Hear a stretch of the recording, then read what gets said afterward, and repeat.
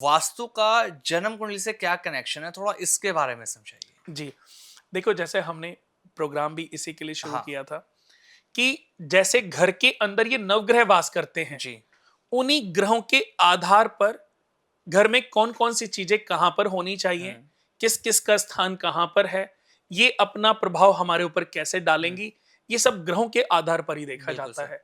और हमारी जन्म कुंडली में भी ये ग्रह काम करते हैं। जी। यानी कि जब एक मनुष्य का जन्म होता है, एक योग में तो ज़रूर होता है, हुँ, हुँ। लेकिन अगर लगन चार्ट देखें तो हर ग्रह हाँ। एक भाव में विद्यमान है। हुँ, और उन्हीं के आधार पर वो हमारे जीवन में अपने-अपने फल प्रदान हुँ, करता है। यानी कि हर ग्रह हर भाव में अच्छा नहीं है, हुँ। तो हर ग्रह हर भाव में खराब भी नहीं है। बिल्कुल सर। कोई ग्रह किसी राशि में उच्च का है तो हुँ, कोई ग्रह उस राशि में नीच का होता है। हुँ। किसी के कुछ ग्रह मित्र हैं, किसी के कुछ ग्रह शत्रु हैं, किसी जी, के कुछ ग्रह नीच के हैं, किसी के कुछ ग्रह न्यूट्रल जी। हैं। तो सबके अच्छे नहीं हो सकते सारे ग्रह, और हुँ, सबके सारे ग्रह दोस्तों खराब भी नहीं हो सकते।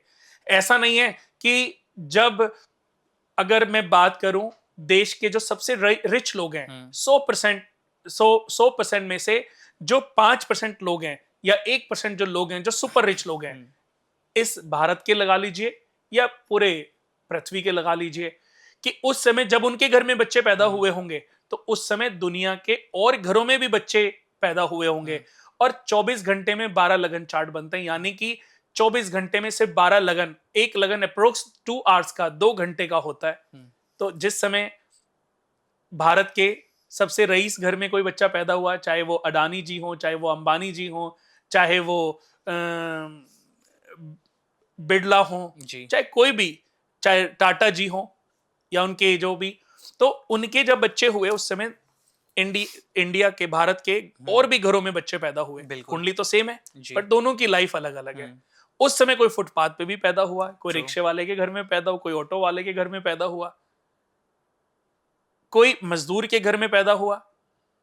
पता चला कि एक लेडी रोज भीख मांगती है और बच्चे को वो किराए पे लेती है, हुँ, तो उस बच्चे की जर्नी भीख मांगने के लिए जा रही है। हुँ, कुंडली तो सेम है, दशाएं भी सेम है, लेकिन अपने अपने प्रारब्ध हैं। हुँ, कहते हैं ना, बीज बबूल का बोए तो आम कहाँ से खाए। True sir. ये मुझे बहुत लोगों को मैं समझाता हूँ, आम खाने के लिए आम का ही पौधा लगाना बिल्कुल। पड़ेगा। आपने जो कर्मा किए हैं उसको तो भोगना ही पड़ेगा। आज आपने पाप कर्म किए अपने बच्चों के भविष्य के लिए, हुँ, पर बच्चों का भविष्य, तो बच्चों को तो उस पैसे की नीड ही नहीं पड़ी। कुछ दिन पहले अभी एक फैमिली आई हमारे हुँ, यहाँ पे, रसोरी गार्डन हुँ, या पंजाबी बाग वाले एरिया से थी। उनके पति की डेथ हो गई हुँ, और उनका बच्चा जो है बाहर रहता है यूएस में। पति की डेथ पे बेटे को छुट्टी नहीं मिली, वो आ नहीं पाया। हाँ, उसके बाद माँ से वो थोड़े दिन बाद कि माँ मैं आऊँगा, आऊँगा, आऊँगा, लेकिन 6 महीने बीत गए। अब माँ कहती है कि मुझे ये प्रॉपर्टी अब उसको देनी ही नहीं है। हुँ, प्रॉपर्टी उनके पास होगी कम से कम 100 डेढ़ 100 करोड़ रुपए की। अच्छा। कह रही मैं कुणाल जी सब डोनेट करके जाऊँगी। हुँ, मैंने कहा कुछ तो बच्चों को, कह रहे मैं ऐसे बच्चे को, कह रहे अगर मैंने दिया ना तो ईश्वर मुझे कभी माफ नहीं करेगा। कह रही जिस चीज़ के लिए मैंने अपने बच्चे को पढ़ाया लिखाया, जिस पति की इनकम से आज वो यूएस में इतनी अच्छी जॉब पे बैठा है, आज जब वो बच्चा मेरे पिता की अंतिम दर्शन करने ही नहीं आ पाया, हुँ, तो मेरे को तो अपने दर्शन भी नहीं कराने। बिल्कुल। उसका मोह, वो 1 महीने से जो 5-6 महीने का समय बीता ना, हुँ, हुँ, हुँ, वो आत्मा और मस्तिष्क, जी। मन का हुँ, युद्ध रोज चलता रहा। हुँ, यानी कि 6 महीने लग गए उनको ये डिसाइड करने में हुँ, कि मैंने अब अपने बच्चे को कुछ नहीं देना। जी। अब वो मेरा बच्चा है ही नहीं, हुँ, होना ना होना बराबर है। तो मैं यही चीज़ तो समझाना चाहता हूँ कि हम किन बच्चों के लिए प्रॉपर्टियाँ बना रहे हैं। भविष्य में शायद उनको हमारी प्रॉपर्टी की ज़रूरत ही नहीं, और जी। बेटा कहता है कि मुझे आपकी प्रॉपर्टी की नीड ही नहीं है, क्योंकि उसका जो पैकेज है वो कम से कम वहाँ 30-40 करोड़ का पैकेज है। वो हुँ, बड़ी कंपनी में बड़ी पोस्ट पे है। आज सुंदर पिचई जो सीईओ हैं गूगल उनके। के सीईओ हैं, हुँ, हुँ, आज उनको किस अपने पिता की, ठीक है वो उनका उनका हक है, बट आज कोई बोले जी वो तो उनकी 1 महीने की कमाई है, बिल्कुल। तो नीड नहीं है।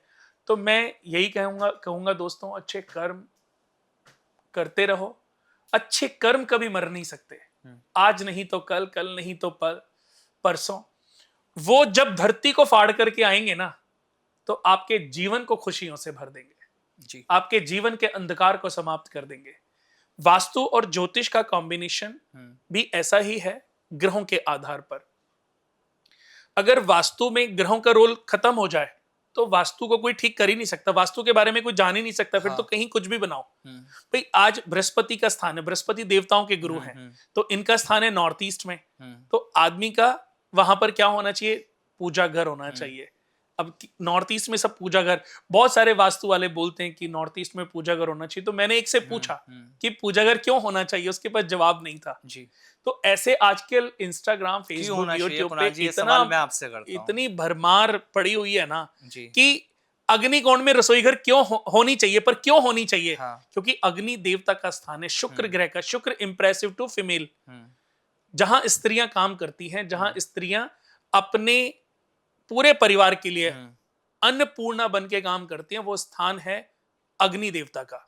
तो वहां पर रसोई घर के होने से क्या होता है कि उस घर में बरकत होती है। अच्छा। स्त्रियां बीमार नहीं पड़ती। नॉर्थ में, नॉर्थ ईस्ट में, या कई बार आप देखोगे कि अगर स्त्रियां खाना बना रही हैं और उनके पीठ के पीछे दीवार नहीं है, स्थिरता नहीं है, तो उनको, या पानी है तो उनको बैक इश्यूज आ जाएगा। अच्छा। उनको हड्डियों की प्रॉब्लम हो जाएगी, उनके बैक में थोड़ी देर काम करेंगी, उनको पीठ में, बैक में, लोअर बैक में दर्द होने लग जाएगा। तो पीठ के पीछे स्थिरता होनी जरूरी है, और आग के आमने सामने पानी नहीं होना चाहिए। अच्छा। बराबर बराबर में, जैसे चूल्हा और बराबर में सिंक बना देते हैं, या चूल्हे के सामने सिंक बना देते हैं, वो कदापि नहीं होनी चाहिए, वरना घर में जो लेडीज हैं आपके, वो कभी सुखी नहीं, उनके घर, उनकी मतलब लेडीज को कोई ना कोई मेजर हेल्थ इश्यूज चलते रहेंगे।